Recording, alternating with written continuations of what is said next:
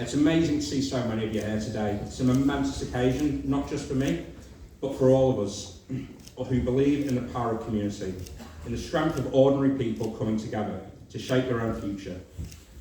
I don't stand here as a representative of a distant political machine, but as one of you, a neighbour, a friend and a fellow Southport resident.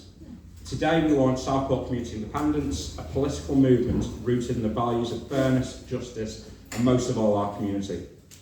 Community that we were told doesn't exist. Apparently there's no such thing as society. Well, I say without society there's no such thing as us. Yeah.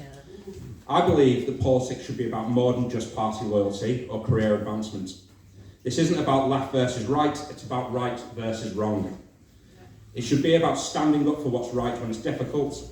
It should be about putting the needs of our community above the demands of distant bureaucracies. And it should be about building a future that works for everyone, not just the privileged few. This is why we're here today. The Southport Community Independence is not just another political party, it's a movement rooted in the belief that real change comes from the ground up, not from the top down. It's a movement that puts community at the heart of everything we do, because we believe that the people of Southport know what's best for Southport. You don't need distant politicians to tell you how to live your lives. You need a voice that speaks for you, that fights for you, and that puts your interests first. Our aim's simple, to root the community at the heart of how we approach politics. That means listening to you, really listening, and working with you to find collective solutions to the challenges we face.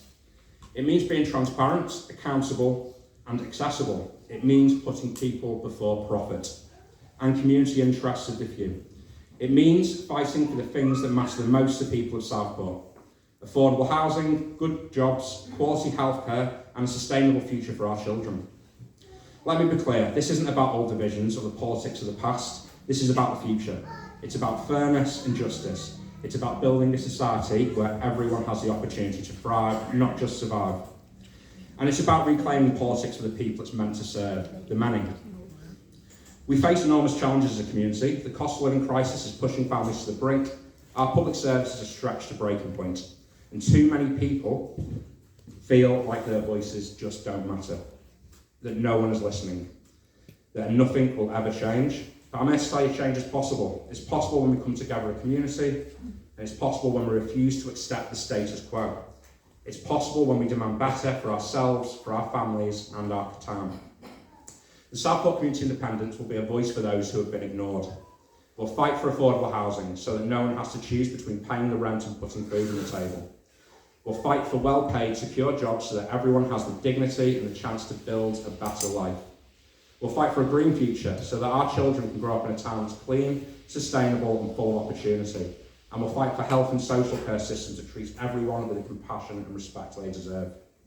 We'll stand up for you, the parents who are working tirelessly to provide for their children, often facing impossible choices, whether paying the bills, putting food on the table or keeping a roof over your heads. They're raising the future of our community, yet they're too often ignored and undervalued. We'll fight for accessible and affordable childcare, fair wages and the respect people deserve.